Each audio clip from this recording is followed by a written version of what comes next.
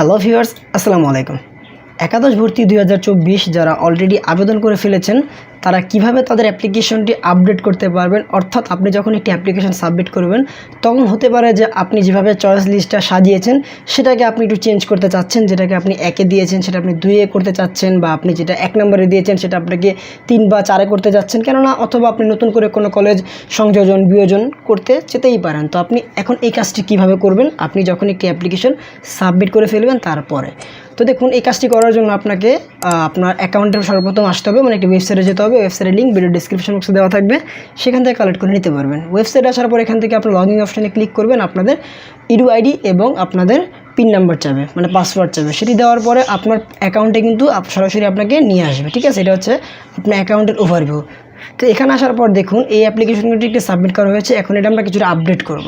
তো আপডেট করার জন্য দেখুন এখান থেকে এই আবেদন অপশনে ক্লিক করবেন, এই যে আবেদন, ঠিক আছে। অপশনে ক্লিক করার পর দেখুন এখান থেকে 3টে অপশন দেখতে পাচ্ছেন, আবেদন ফি জমা দিন, আবেদন আপডেট করুন, আর হচ্ছে আবেদন দেখুন।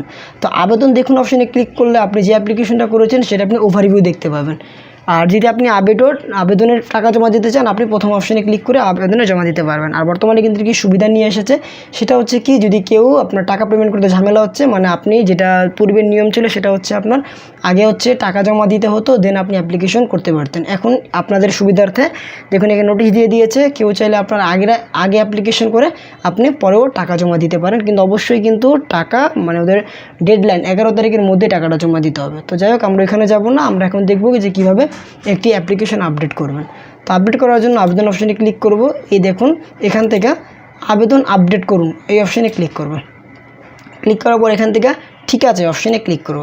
কিছুক্ষণ এখান থেকে লোড হবে, লোড হওয়ার পর এখান থেকে আমি যতগুলো চয়েস দিয়েছি সেই একটা চয়েস লিস্ট এখানে শো করবে। দেখুন এখান থেকে আপনার ন্যূনতম আপনার EIN নির্বাচন, মানে আমি এখানে 5টি কলেজ দেওয়া হয়েছে, আর এখান থেকে আপনি চাইলে আপডেট করতে পারবেন, সর্বোচ্চ গেলে আপনি 5 বার কিন্তু আপনি এগুলো আপডেট করতে পারবেন, ঠিক আছে। যেমন দেখুন এখানে কি বলা হয়েছে, আপনি আবেদন একবার জমাকৃত মানে পরিমার্জন করেছেন, মানে অলরেডি কিন্তু একবার আপডেট করা হয়েছে, আপনি আরও 4 বার কিন্তু এটা আপডেট করতে পারবেন। অর্থাৎ এটা একবার আপডেট করা হয়েছে, আরও 4 বার চাইলে এটা আপডেট করা যাবে, কিন্তু তার বেশি যাবে না। তো এখন আসি আমরা আপডেট যে করব, আপডেটটা আমরা কীরূপভাবে করতে পারি। তো যদি দেখুন আপনি যদি কোনোটা আপ ডাউন করতে চান, যেমন দেখুন এটা আমি 5-এ দিয়েছি, 5-এরটাকে আমি 3-এ আনবো। তো এই জন্য আমি কী করবো, দেখুন এখানে একটা অ্যারো অপশন দেখা যাচ্ছে, ঠিক আছে। এই অ্যারো অপশনে ক্লিক করলে দেখুন এই কলেজটা আপনার 5 থেকে 4-এ চলে গেছে।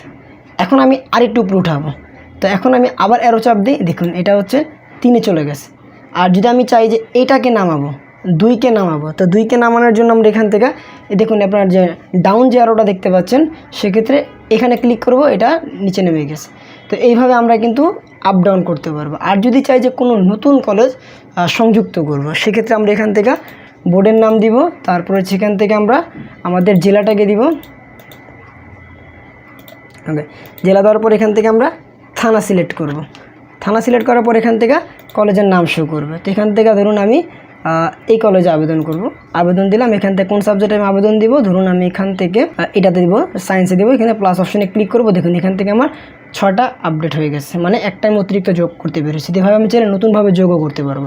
আর যদি চাই আমরা বাদ দিব, সেক্ষেত্রে কিন্তু আমরা যে এই ক্রস অপশনে ক্লিক করে কিন্তু আমরা বাদ দিতে পারবো। যেখান থেকে ক্রস অপশনে ক্লিক করলে কিন্তু বাদ হয়ে যাবে, এখান থেকে আমরা ক্রস অপশনে ক্লিক করলে এটা বাদ হয়ে যাবে, ঠিক আছে। তো এইভাবে চাইলে আমরা ক্রস অপশনে ক্লিক করে বাদ দিতে পারবো, নতুনভাবে অ্যাড করতে পারবো। যদি কোনো কিছু আমরা সংযোজন বিয়োজন মানে আপ ডাউন করতে চাই, এখান থেকে আমরা সেটাকে আপ ডাউনও করতে পারবো, ঠিক আছে। এগুলো সব হয়ে গেলে আমরা এখান থেকে আপডেট, যেমন দেখুন আমি এখান থেকে ওকে সব হয়ে গেলে জাস্ট আপডেট করুন অপশনে ক্লিক করলেই কিন্তু এখান থেকে আমার আপডেট হয়ে যাবে। তখন কিন্তু এখানে 1-এর পরিবর্তে 2 চলে আসবে, ঠিক আছে। মানে আমি অ্যাকাউন্টটি 2 বার আপডেট করে ফেলেছি। এখন তো এটা করি না, জাস্ট আপনাদের টিউটোরিয়াল পারপাসে আপনাদেরকে বুঝিয়ে দিলাম যে কীভাবে আপনারা কলেজ বাদ দিবেন, যোগ করবেন, উপরে করবেন বা নিচে করবেন, ঠিক আছে। তো অলরেডি আমি একবার করে ফেলেছি আমার প্রয়োজন মোতাবেক, এখন আমি আর চাচ্ছি না করতে, জাস্ট ভিডিও পারপাসে মানে টিউটোরিয়াল পারপাসে আপনাদেরকে দেখাইলাম যে কীভাবে এই কাজটি আপনারা করবেন।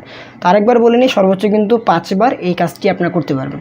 আপডেট হয়ে যাওয়ার পর আপনারা আপনাদের অ্যাপ্লিকেশনটি এখান থেকে যে আবেদন দেখুন অপশনে ক্লিক করার পর এখান থেকে কিন্তু আপনারা আপনাদের আবেদন যে পিডিএফ ফাইলটি আছে সেটা আপনারা ডাউনলোড করতে পারবেন। ঠিক আছে, যেখান থেকে আপনার চয়েসগুলো দেখতে পাবেন যে আপনার চয়েসগুলো কীভাবে দেওয়া হয়েছে। তো এইভাবে আপনারা আপনাদের চয়েসগুলো আপডেট করতে পারবেন। তো আশা করি আপনারা বুঝতে পেরেছেন যে কীভাবে আপনারা আপনাদের কলেজগুলো আপডেট করবেন। তো আজকের ভিডিও পর্যন্ত, ভিডিওটি ভালো লাগে থাকলে লাইক করে দেবেন, আর চ্যানেল নতুন হয়ে থাকলে চ্যানেলটিকে সাবস্ক্রাইব করে রাখবেন। তো দেখা হচ্ছে পরবর্তী ভিডিওতে, সবাই ভালো থাকবেন, আল্লাহ হাফেজ।